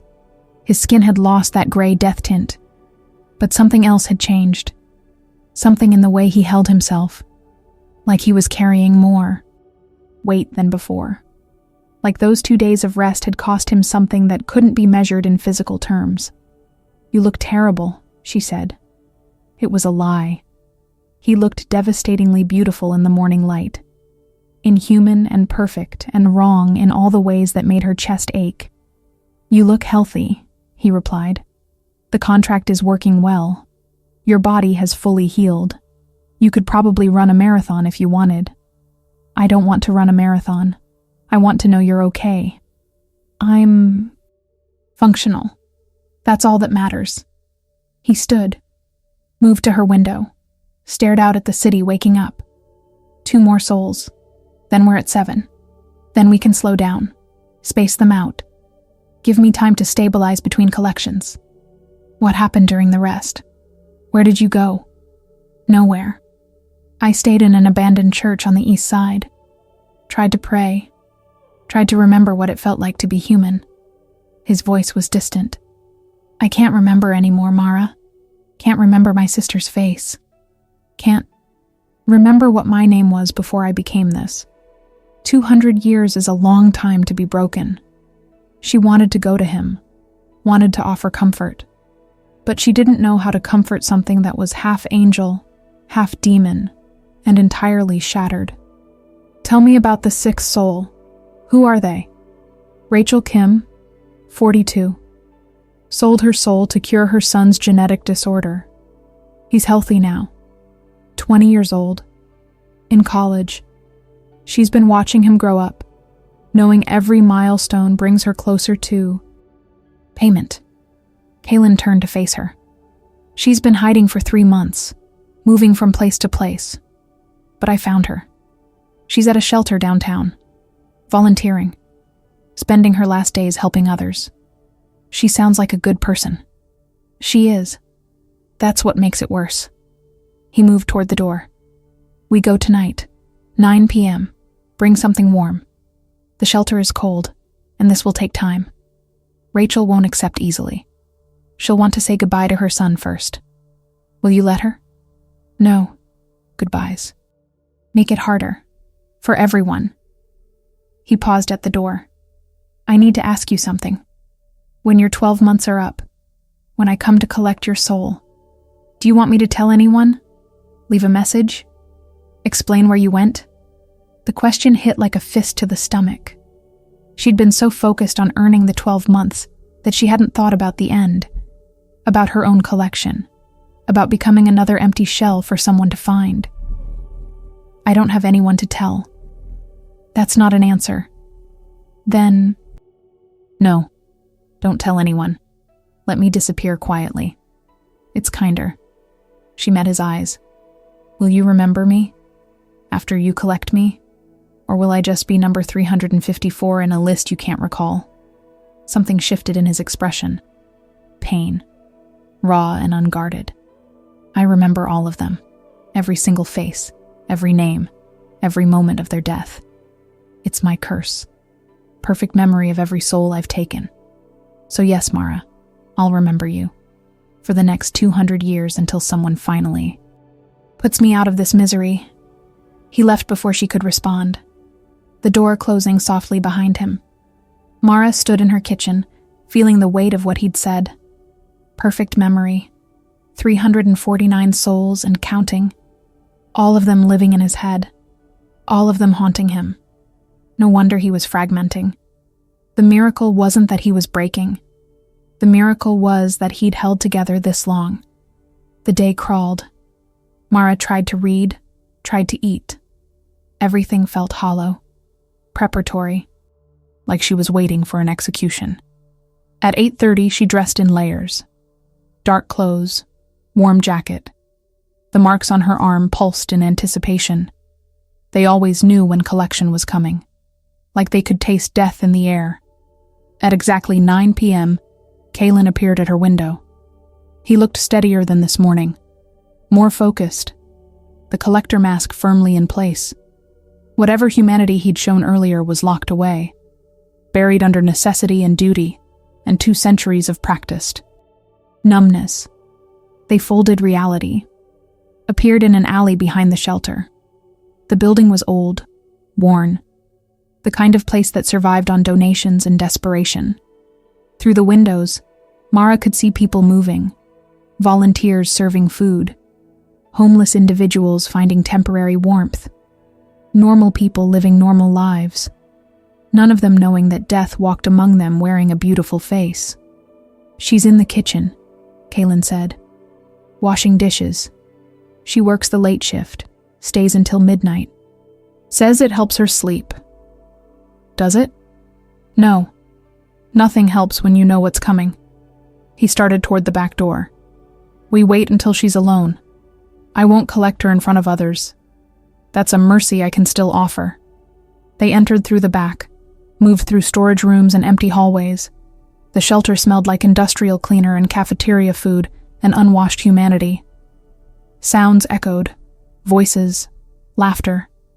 The TV playing news no one watched. Life happening in ordinary ways while extraordinary horror waited in the shadows. Kaylin stopped at the kitchen door. Through the small window, Mara could see Rachel Kim, short, graying hair pulled back, wearing yellow rubber gloves, washing dishes with careful attention, like if she did it perfectly enough, she could wash away what was coming for her. "She knows we're here," Kaylin said quietly.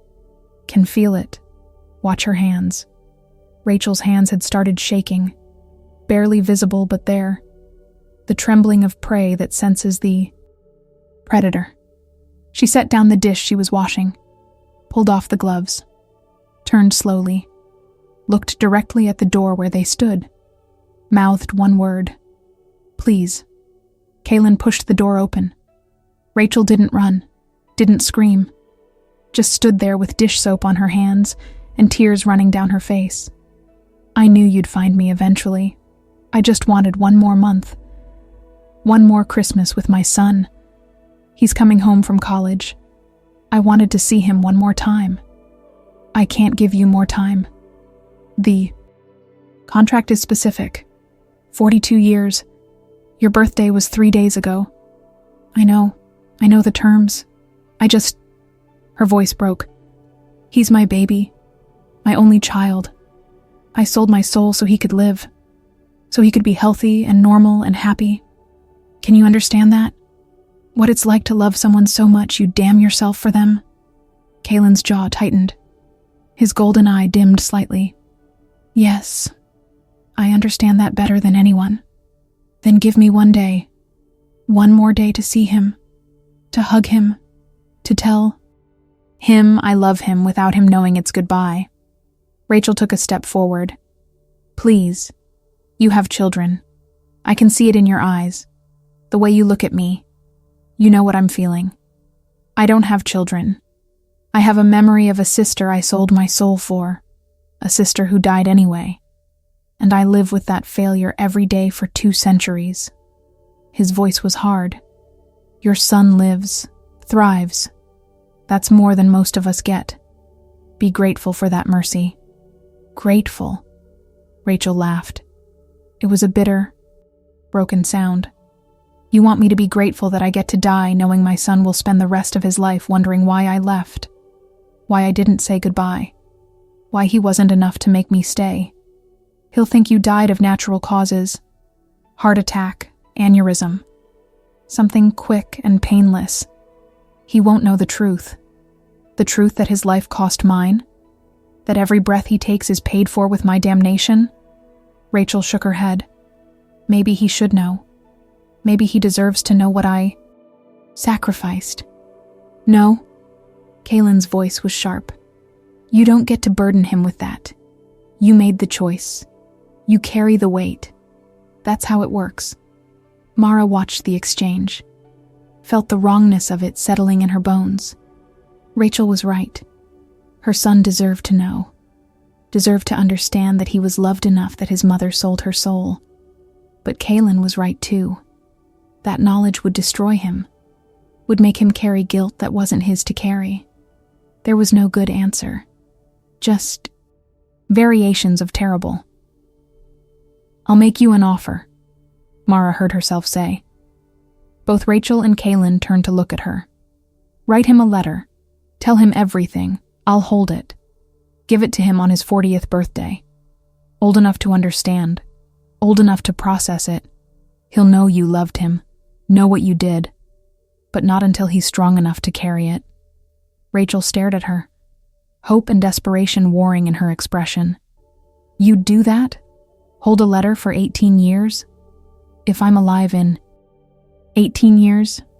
Yes, I'll find him. Give him your words." Mara looked at Kaylin. "Can we give her 10 minutes to write it?" His jaw worked, conflict clear in his expression. This wasn't protocol, wasn't how collections worked. But something in Rachel's face, or maybe something in Mara's voice, made him nod once. 10 minutes. Not a second more. Rachel moved fast, found paper and pen in a drawer, sat at the small kitchen table, started writing. Her hand flew across the page, pouring out 2 decades of love and regret and explanation. Mara watched her write, watched tears drop onto the paper, watched a mother's final gift to her son take shape in shaking handwriting. Kaylin stood by the door. His hands were clenched at his sides, his eyes fixed on some point in the distance. He looked like he was in pain, like every second of mercy cost him something vital. Maybe it did. Maybe mercy was the most expensive thing a collector could offer. 10 minutes passed. Rachel folded the letter, sealed it in an envelope, wrote her son's name on the front, James Kim, handed it to Mara with trembling fingers. "Thank you. Thank you." Mara took the letter, felt the weight of it, the responsibility. 18 years. She'd be 38 if she lived that long. If Kaylin collected her soul at the end of 12 months, someone else would have to deliver this. But she didn't say that, just nodded and tucked the letter into her jacket pocket. "He'll know you loved him. That's all I ever wanted." Rachel turned to Kaylin. "I'm ready now. Make it quick." He moved toward her, placed his hand on her chest. The golden glow started immediately, brighter than with Daniel, stronger, like Rachel's soul was fighting even though she'd accepted. The black veins crawled across her skin. Her body stiffened. Her eyes went wide.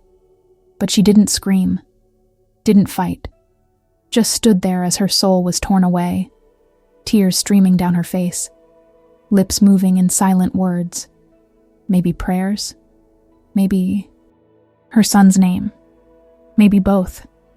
The extraction took longer than the others. Rachel's love for her son was strong, anchored her soul deeper, made it harder to tear free. Kaylin's hands shook with effort. Sweat poured down his face. The silver veins appeared on his neck. The black veins pulsed on his arms. But he didn't fragment this time, held himself together through sheer will.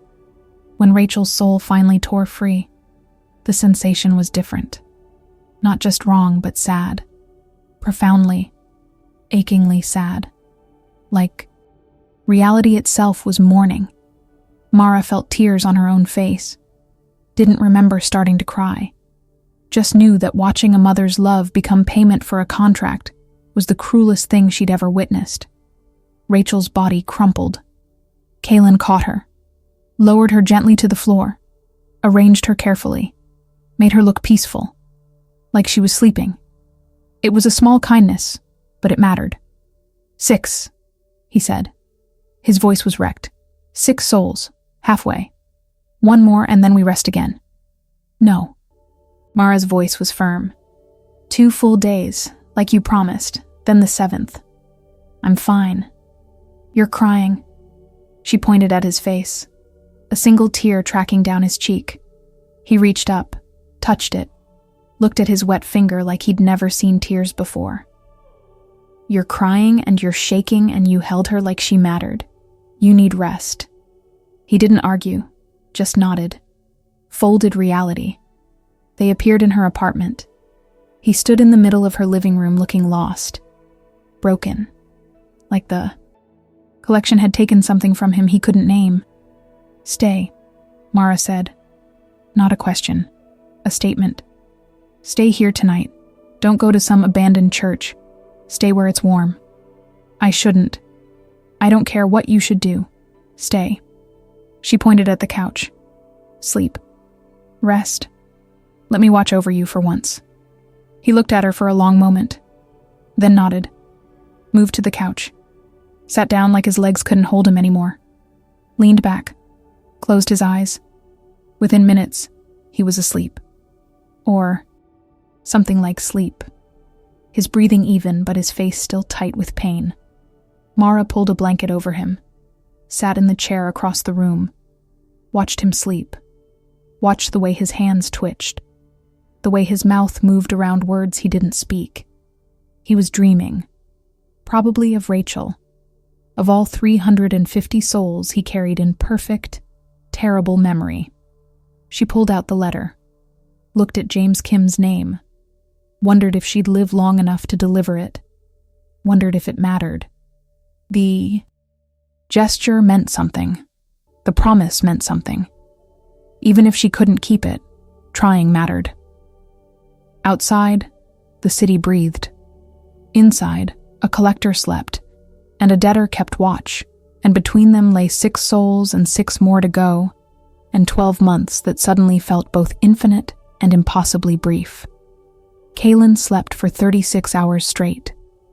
Mara watched him the entire time, watched the way the silver and black veins would surface on his skin during nightmares, then fade when he calmed. Watched him mouth names in his sleep, hundreds of them, an endless litany of the dead.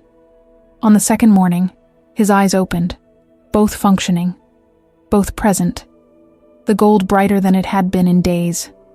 "You stayed," he said. His voice was rough from disuse. "Someone had to make sure you didn't fragment in your sleep. I wouldn't have. The rest helped. I can feel the balance returning." He sat up slowly. The blanket fell away. "Thank you. For making me stop. For letting me stay. Don't thank me yet. We still have 6 souls to go." Mara handed him coffee she'd made an hour ago. Still hot. She'd been reheating it every 30 minutes, waiting for him to wake. "Tell me about the 7th. Tell me it's not another mother. Another victim." He took the coffee, drank deeply. Robert Chen, 57, Marcus's father. The name hit like a punch. "Marcus from the shipping container? The first soul we collected?" "Yes. Robert sold his own soul 30 years ago to save his business. The deal was he'd pay at 57. But he had a son, Marcus, 8 years old when Robert signed. Robert spent the next 20 years building wealth, making sure Marcus would be taken care of. Then Marcus's daughter got sick. Kalen's jaw tightened. Marcus sold his soul for her. Father and son, both damned for love, both trying to save the next generation. Does Robert know that we took Marcus? Yes. I made sure he knew before I came here to rest. Wanted him to understand what his deal cost, what his, choice cascaded into." He set down the coffee. "Robert asked me to take him quickly. Said he'd been ready to pay for years. Said knowing his son died because of choices he made was worse than any damnation I could offer." Mara felt sick. The cruelty of it. The generational curse. We're collecting a family, destroying a bloodline. We're collecting debtors. The fact that they're related is coincidence. Is it? Or does the system target families, create cycles of damnation? She stood, paced. Think about it. Robert sells his soul, has a son, raises him in wealth bought with that deal. The son learns that souls can be sold, that it's an option. So when his daughter gets sick, he does the same thing. How many generations does this go? How many Chen descendants will sell their souls because they watched their fathers do it? Kalen was quiet for a long moment. When he spoke, his voice was careful. You're asking questions collectors aren't supposed to ask. Maybe someone should ask. Them. People have asked. They died for it. Or worse. He stood, moved to the window. The system isn't designed to be fair or kind. It's designed to perpetuate itself, to create more debtors, more contracts, more souls to collect. Fighting it doesn't change anything. It just gets you killed. Then we're all just cogs in a machine. No choice, no agency. We have choice. Robert chose to sign. Marcus chose to sign. You chose to sign. I chose to sign. We all made decisions knowing the cost. That's agency. That's choice. He turned to face her. The fact that all our choices were made in desperation doesn't make them less real. It makes them less free. Freedom is an illusion. We're all trapped by something. Biology, mortality, love, fear. The contracts just make the prison visible. His eyes held hers. Robert Chen is ready to pay. He's been ready for years. Collecting him is mercy. Keep telling yourself that. I do. Every day. Every collection. It's the only way to survive. This. He moved toward the door. Get dressed. We go in 2 hours. Robert is at his house. Alone. Waiting. He sent his granddaughter away. Didn't want her to find the body. Marcus's daughter. The one he saved. Yes. She's 16 now. Healthy. Thriving. Doesn't know what her father or grandfather did for her. Robert wants to keep it that way. They didn't speak much after that. Mara dressed in dark clothes. The marks on her arm were hot today, burning with anticipation. 7 souls. Halfway. +1. After this, they'd have 5 more. Then her 12 months would begin. The thought should have excited her. Instead, it filled her with dread. 12 months bought with 12 lives. And now she knew at least 2 of those lives were connected. Father and son. Both dead because of love. When the 2 hours passed, Kaylin grabbed her wrist. Reality folded. They appeared in a residential neighborhood. Expensive houses. Manicured lawns. The kind of place where tragedies happened behind. Closed doors, and everyone pretended not to notice. Robert Chen's house was large but not ostentatious. Tasteful. The home of a man who'd made money and spent it wisely. Lights on inside. 1 car in the driveway. No neighbors in sight. Perfect conditions for a collection. Kaylin walked to the front door. Knocked. Normal. Human. Robert opened immediately. Like he'd been standing there waiting. He was older than Marcus had been. Gray hair, lined face. But he had the same eyes. The same defeated acceptance. Come in, he said. His voice was steady. I made tea. Seemed appropriate. They entered. The house was neat. Photos on every surface. Marcus as a child. Marcus graduating. Marcus with his daughter. A shrine to a dead son who'd followed his father's path straight to damnation. Robert led them to the living room. Sat in an armchair. Gestured for them to sit. I don't want tea, Kaylin said. I want to finish this quickly. For both our sakes. Humor an old man. Let me have 5 minutes of normal before the end. Robert poured tea with steady hands. Passed cups to them. Mara took hers, held it. Felt the warmth seep into her palms. I've been thinking about what to say. Practiced it. But now you're here and the words seem pointless. Say them anyway, Mara said quietly. You deserve to be heard. Robert looked at her. Really looked at her. You're like me. I can see it. You made a deal. Sold yourself for someone else. How much time did you buy? 12 months. Is it worth it? The guilt? The knowledge of what you did? I don't know yet. Ask me in 12 months. I won't be here to ask. He sipped his tea. I sold my soul for my business. 30 years ago. I was going bankrupt. Had a son to feed. A wife depending on me. The deal came at midnight. Offered salvation in exchange for payment at 57. I took it. Built an empire. Made sure Marcus would never struggle. But he did struggle, Kaylin said. He watched his daughter dying, made the same choice. You did. Because I taught him that souls are currency, that love is worth damnation. I created the monster that killed my son. Robert's hands shook slightly. Tea sloshed in his cup. I've lived 30 years knowing this day would come, knowing I'd have to pay. I thought I was ready. Then you took Marcus, took my son, and I realized I'd damned us both. Your deal didn't force his deal. He chose. Did he? Or did he just follow the path I laid for him? Robert set down his tea. That's the question that haunts me. If I'd never signed, if I'd gone bankrupt, if Marcus had grown up poor but alive, would he have made different choices? Or was his damnation inevitable the moment I signed my name? No one answered. The question hung in the air like smoke, heavy, suffocating, true in ways that made Mara's chest ache. She thought about her great-grandfather, the contract he'd signed that damned her 3 generations later, thought about cycles of debt and desperation, about how damnation echoed through bloodlines. My granddaughter, Robert said suddenly. Emily, she's 16, smart, kind. She wants to be a doctor, save lives. He looked at Kaylin. If she gets sick, if she faces her own impossible choice, will you come for her too? Complete the family collection? If she signs a contract, yes. Then promise me something. Promise me you'll tell her. Tell her what her father did, what I did.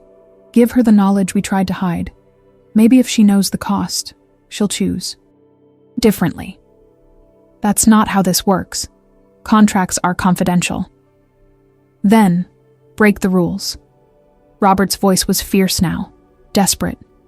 You're already breaking by letting her stay here during rest, by collecting with a witness. Break one more. Tell Emily the truth. Let the cycle end with me. Kaylin's expression was unreadable. I can't promise that. Then I can promise this.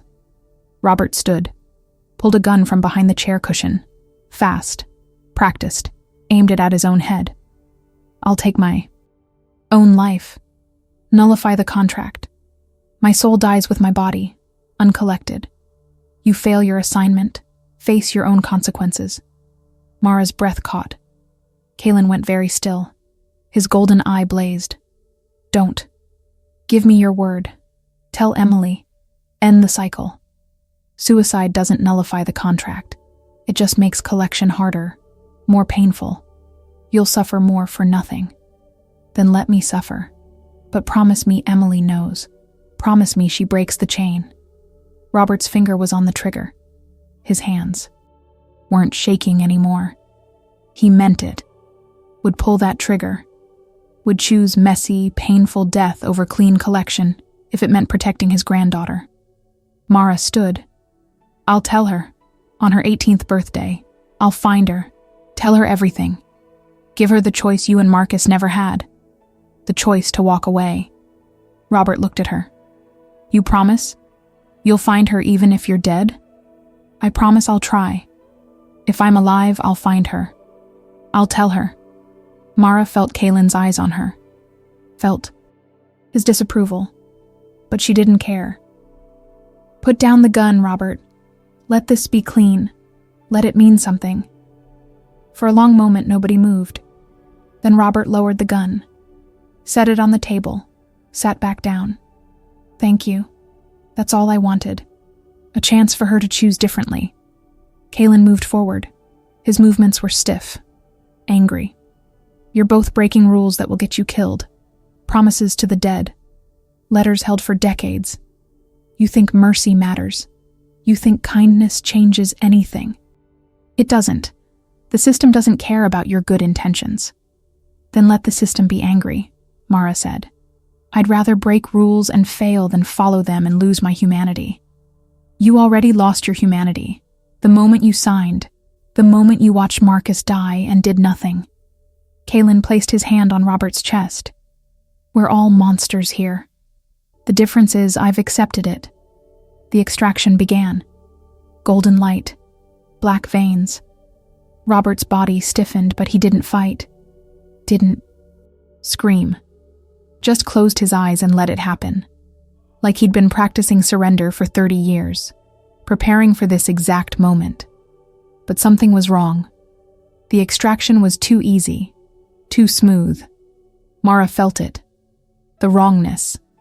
Robert's soul came free without resistance, without pain, like he'd already let go, already separated himself from his body days ago. This was just formality, just flesh catching up to spirit. When it was over, Robert's body slumped in the chair. Empty. Gone. Kaelin stepped back. Both his eyes were bright. No fragmenting this time. No silver and black veins fighting for dominance. The collection had cost him nothing. He was already dead, Kaelin said quietly. Inside, where it matters. Taking his soul was just making it official. 7, Mara whispered. 7 souls, halfway.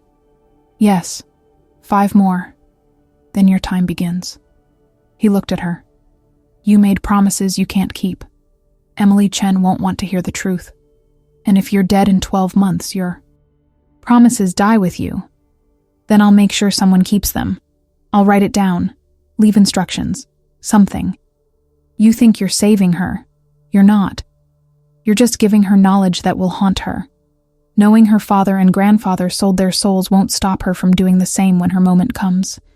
It'll just make her carry guilt along with desperation. Maybe. Or maybe she'll be the one who breaks the cycle, who chooses differently. Mara moved toward Robert's body, closed his eyes gently. He deserved to die believing that was possible. They left the house. Folded reality appeared in her apartment. Kaelin didn't stay this time. Moved toward the window immediately. 2 days rest, then the 8th and 9th souls, back to back. Then 1 more rest. Then the final 3. Then it's over. When do I get marked? For my 12 months? He paused at the window. After the 12th collection. When the contract is fulfilled. Your marks will change. Show the time. Remaining. You'll be able to feel it counting down. Every day. Every hour. Until payment comes due. And then you collect me. Yes, if I survive that long. If I don't fragment completely before then. He looked back at her. You should hope I fragment. Hope I become full angel or full demon before your time runs out. At least then you won't be collected by someone who remembers being your friend. We're friends now? We're something. I don't know what to call it. Accomplices. Partners in damnation. The only 2 people in the world who understand what this costs. His voice softened. Get some sleep, Mara. The next 5 will be harder. They always get harder near the end. Then he was gone. Window closing softly behind him. Mara stood alone in her apartment. 7 souls collected. 5 to go. Then 12 months. Then her own collection. The math was simple. The reality was devastating. She walked to her bedroom, pulled out a notebook, started writing. Emily Chen. 18th. Birthday. Tell her about Robert and Marcus. Break the cycle. James Kim. 40th birthday. Deliver Rachel's letter. Let him know he was loved. The list grew. Promises to keep. Messages to deliver. A legacy of trying to make damnation mean something. She wrote until her hand cramped. Until the words blurred. Until exhaustion pulled her under into dreams of families destroyed and cycles unbroken, and the terrible knowledge that mercy might just be another word for prolonged suffering. The 8th and 9th souls came and went like fever dreams. Patricia Vance, 61, who'd sold her soul to stop her husband's abuse. He'd died in a car accident 1 week after the deal, and she'd lived 30 years in guilty relief. Then Michael Torres, 37, who'd traded his soul for his sister's freedom from a trafficking ring. She was safe now, married, unaware of the price her brother paid. Both collections were mechanical, efficient. Kaelin extracted their souls with practiced precision. No fragmenting, no visible cost. He was getting stronger, or maybe just number. Mara couldn't tell which was worse. They rested one day. Then came the 10th and 11th. An elderly couple who'd signed together. Eleanor and George Wright, both 74, both ready to pay simultaneously. They'd sold their souls to save their granddaughter from drowning 40 years ago. The extraction had been heartbreaking. They'd held hands as their souls were torn away, dying together the way they'd lived. Kalen had been silent for hours afterward, his eyes distant, lost in memories of 359 souls collected over 2 centuries. Now they stood outside a small house on the edge of the city, the 12th and final soul. Kalen had been quiet the entire walk here, hadn't told Mara the name, hadn't explained the contract, just brought her here and stared at the door like it might bite him. "Who is it?" Mara finally asked. "The last one." "Who are they?" "Her name is Lily Chen. She's 8 years old." The words didn't make sense at first. Mara's brain refused to process them. That's not possible. Children can't sign contracts. Her mother signed for her, 5 years ago. Lily had leukemia, terminal. The mother sold her daughter's soul in exchange for remission. The contract specified collection at age 8. Kalen's voice was flat, empty. Lily's been cancer-free for 5 years, healthy, happy, normal child. She doesn't know she's been living on borrowed time. No. Mara took a step back. "No, we're not doing this. I won't help you collect a child. You don't have a choice. The contract is binding. If we don't collect, your deal defaults. You die. And Lily dies anyway when another collector comes." He turned to look at her. "I'm the mercy option, Mara. I'll make it quick, painless. The next collector might not be so kind. She's 8 years old. She's innocent. She didn't choose this. None of them chose. Marcus didn't choose to have a sick daughter. Rachel didn't choose to love a gambling addict.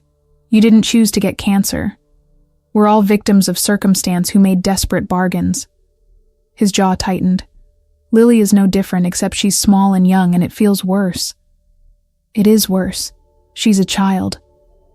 I've collected children before, 17 of them in 200 years, all signed away by desperate parents, all taken at predetermined ages. This is what the system does. It feeds on desperation wherever it finds it." Kalen moved toward the door. "You can wait outside if you want, but the collection happens either way." Mara grabbed his arm. "There has to be another way. Transfer the contract. Take the mother instead. Take me, someone who actually signed." "Doesn't work like that. The soul specified in the contract is the soul collected. No substitutions, no transfers. Those rules exist for a reason." He pulled his arm free. "I'm going inside. Make your choice. Witness or abandon, but choose quickly." He walked to the door. Knocked. Mara stood frozen on the sidewalk. Every instinct screamed at her to run, to leave, to have no part in this. But running meant her contract defaulted, meant dying in days or weeks, meant all 11 previous souls died for nothing. The math was cruel and perfect. Her life for Lily's. That's what it came down to. The door opened. A woman stood there, mid-30s, tired eyes. The mother. She saw Kalen and her face crumpled. "Please, not yet. Give me one more day. Her birthday is tomorrow. Let her have one more birthday. The contract specified today. Age 8. Not 8 years and 1 day." Kalen's voice was gentle but inflexible. "Where is she?" "Upstairs. Playing. She doesn't know. I didn't tell her." The mother's voice broke. "How do you tell your child she's going to die because you saved her? You don't. You let her go thinking she's safe. It's kinder." Mara made her choice. Walked up the path, past the mother who was crying silently, into the house that smelled like cookies in childhood, up the stairs following Kalen, down the hall to a room painted pink with stars on the ceiling.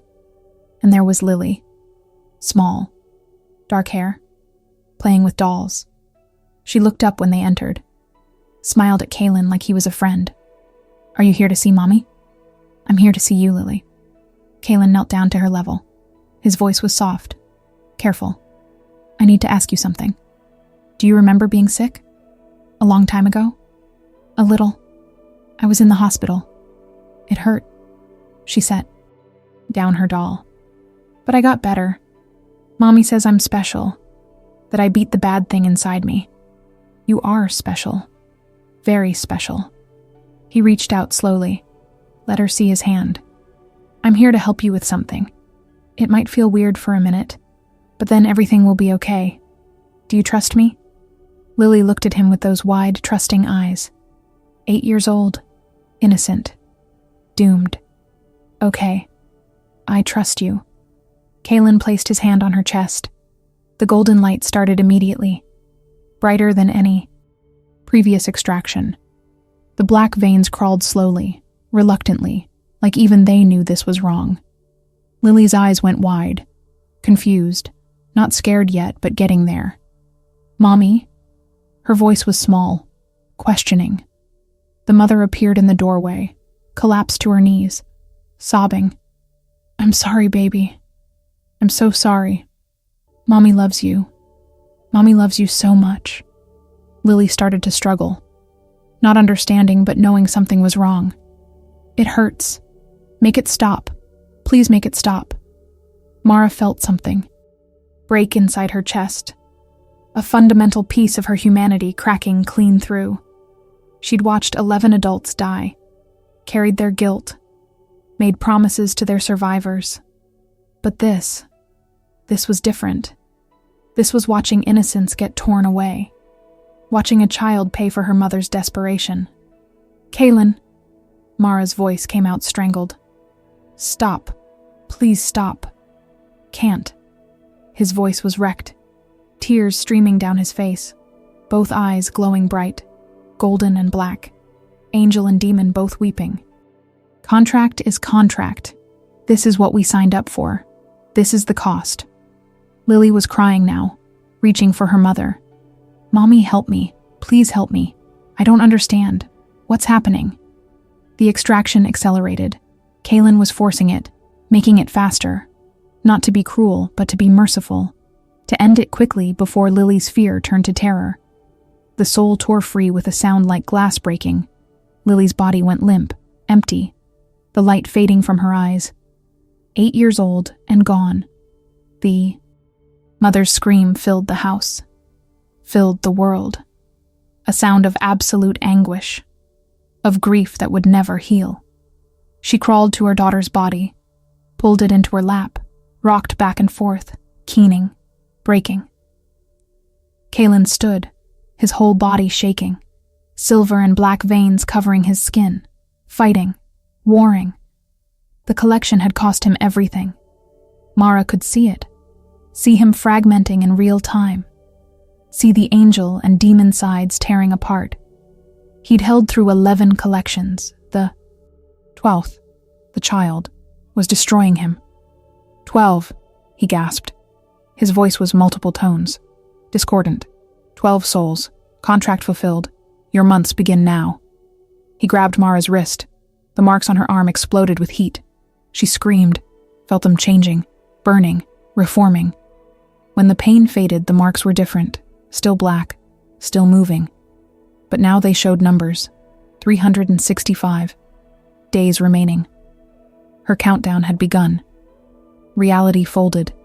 They appeared in her apartment. Kalen collapsed, hit the floor hard. Both eyes were flickering, gold dimming, black expanding, then reversing, back and forth, fragmenting, splitting, becoming two beings that couldn't coexist. No. Mara dropped beside him. Stay together. You did it. 12 collections. You survived. Don't break now. Can't hold. His hands clawed at the floor. Angel wants ascension. Demon wants descent. Both pulling, both screaming. 200 years holding them together.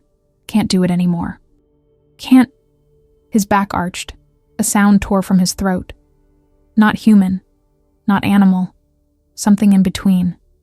The silver veins exploded across his right side. The black veins consumed his left. His body was literally splitting. becoming two halves, light and dark, good and evil, unable to remain whole. Mara grabbed his face, forced him to look at her. Listen to me. You don't get to fragment. You don't get to become something that doesn't remember. You promised. You said you'd collect my soul in 12 months. You have to survive to keep that promise. Why? The word came from both sides of him. Two voices. Angel and demon speaking together one last time. Why do you want me to survive? Because you're the only person in the world who understands what this costs.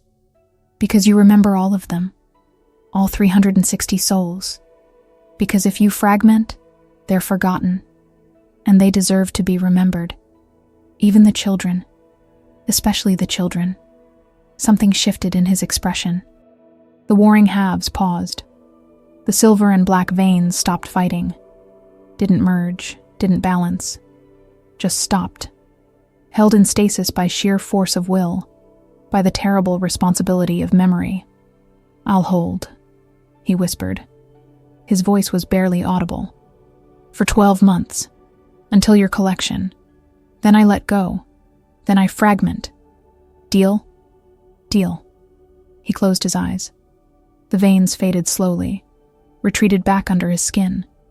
When he opened his eyes again, they were both dim, both exhausted, but both present.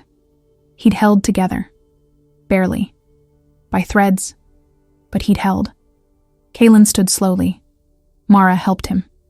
He felt lighter, like part of him had already started drifting away. Your 12 months start now. Use them well.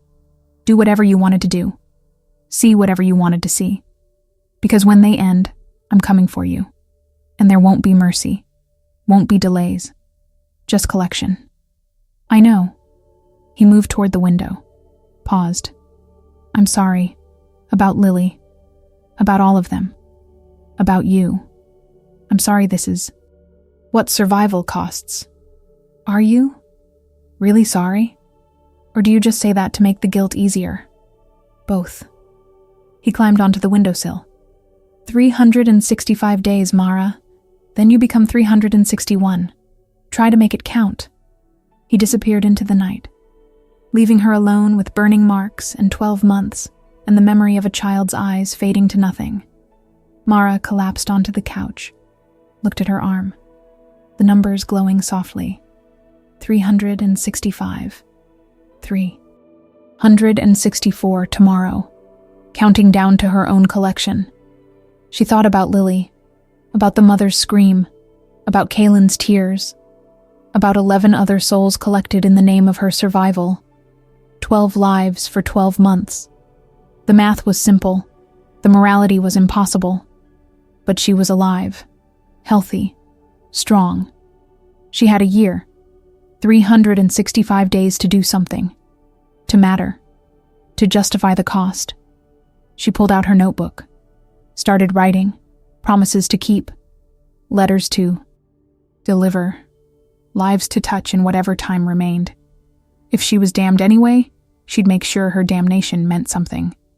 Outside, the city breathed. Inside, a debtor counted days and carried guilt and tried to figure out how to make 12 stolen lives worth 1 borrowed year.